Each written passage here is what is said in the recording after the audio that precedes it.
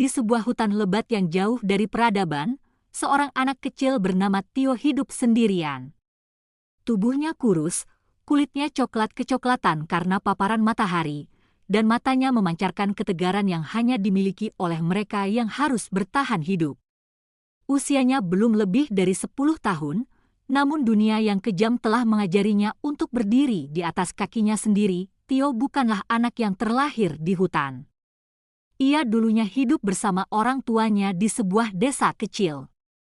Namun, hidupnya berubah drastis saat suatu hari, orang tuanya membawa Tio jauh ke dalam hutan dan meninggalkannya di sana, tanpa memberi penjelasan apapun.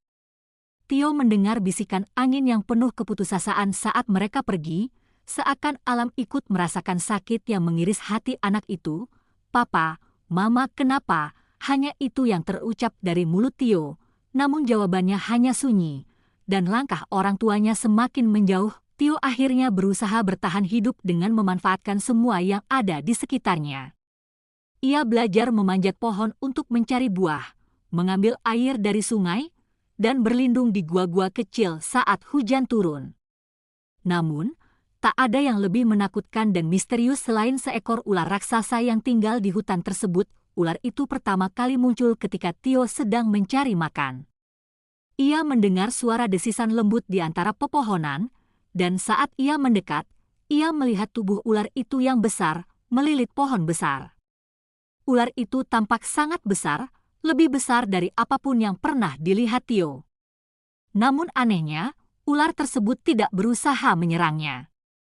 Sebaliknya, ular itu menatapnya dengan mata yang penuh kedalaman, seakan mengerti sesuatu yang tak terucapkan. Tio takut, namun di saat yang sama, ia merasa ada sesuatu yang aneh, seperti ikatan yang tak terlihat antara dirinya dan ular itu. Hari demi hari, Tio merasa semakin dekat dengan ular tersebut. Ular itu tidak pernah menyerangnya, bahkan seakan menjadi penjaga hutan yang tak pernah tidur.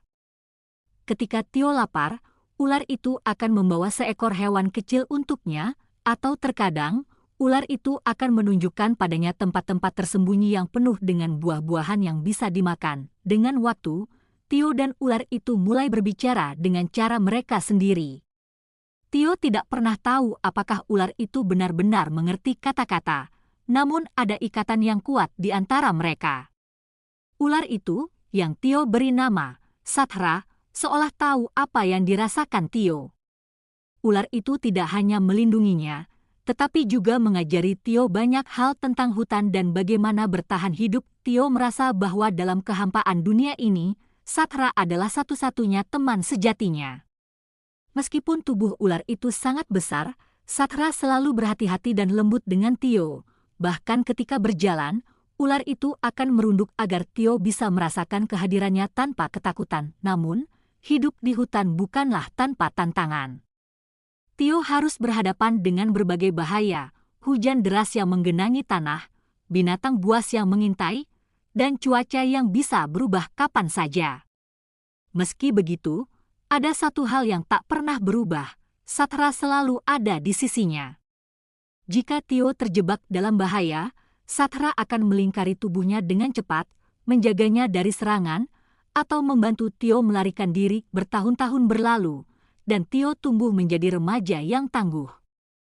Ia sudah tak lagi takut pada hutan yang dulu tampak menakutkan. Di sisi Sathra, ia merasa aman. Tio belajar cara berburu dengan alat yang ia buat sendiri, dan juga memahami bahasa alam, mengenali jejak-jejak binatang, suara-suara di malam hari, dan cara mengenali cuaca yang akan datang. Namun, suatu hari, langit mulai gelap dengan awan mendung yang menyelimuti seluruh hutan. Tio merasakan ada sesuatu yang salah. Sathra yang biasanya tenang, kali ini tampak gelisah, melilit-lilit pohon dengan cepat seakan memberi peringatan. Tanpa diberi aba-aba lebih lanjut, Tio mengikuti langkah Sathra, berlari sejauh yang ia bisa. Sebuah gempa bumi yang hebat mengguncang tanah, memecah pohon-pohon besar, dan menyebabkan longsoran tanah yang hampir menelan seluruh kawasan tempat tinggal mereka. Tio dan Sathra berhasil melarikan diri ke sebuah gua yang aman, namun Tio merasa hatinya penuh kecemasan. Ia tahu, hutan ini, rumah mereka sedang berubah, dan mungkin akan segera ada akhir bagi kehidupan mereka yang tenang ini. Dengan penuh keheningan, Tio duduk di samping Sathra, yang kini membungkuk seperti ingin melindungi anak manusia yang telah lama menjadi teman sejatinya. Aku tak tahu apakah kita bisa bertahan lebih lama lagi, Sathra. Tapi kita akan coba, kan?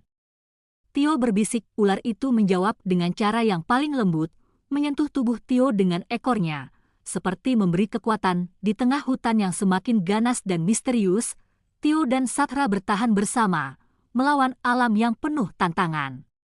Seperti dua makhluk yang terhubung oleh takdir, mereka tidak hanya bertahan hidup, mereka telah menemukan sebuah keluarga, meskipun tak seperti yang biasa dilihat orang. Dan mungkin, dalam kedalaman hutan yang sunyi, ikatan antara anak kecil dan ular raksasa itulah yang lebih kuat dari segala hal di dunia ini. Pada suatu pagi, saat Tio sedang mencari buah di tepi sungai, ia mendengar desisan yang aneh.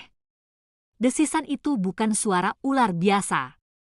Tidak seperti ular-ular kecil yang sering ia temui, suara ini jauh lebih dalam, lebih berat. Tio menoleh, dan matanya tertuju pada sesuatu yang sangat besar yang muncul dari balik pepohonan. Seekor ular raksasa, panjangnya lebih dari 15 meter, melintas dengan tenang di depannya. Tubuhnya yang besar bergerak perlahan, melilit batang pohon besar dengan keanggunan yang tak terbayangkan untuk makhluk seberat itu. Ular itu memiliki kulit berkilau, berwarna hijau gelap dengan corak seperti daun yang tersembunyi di antara hutan. Matanya, berwarna kuning terang, menatap Tio dengan penuh perhatian, seakan-akan sedang menilai keberadaannya. Tio terdiam, tubuhnya kaku. Tak pernah sebelumnya ia melihat makhluk seperti itu. Ia tahu bahwa ular besar ini bukanlah ular biasa. Namun, anehnya, ia tidak merasa terancam. Sebaliknya, ada semacam keheningan yang mendalam di antara mereka. Ular itu tidak bergerak agresif, tidak menunjukkan tanda-tanda ingin menyerang.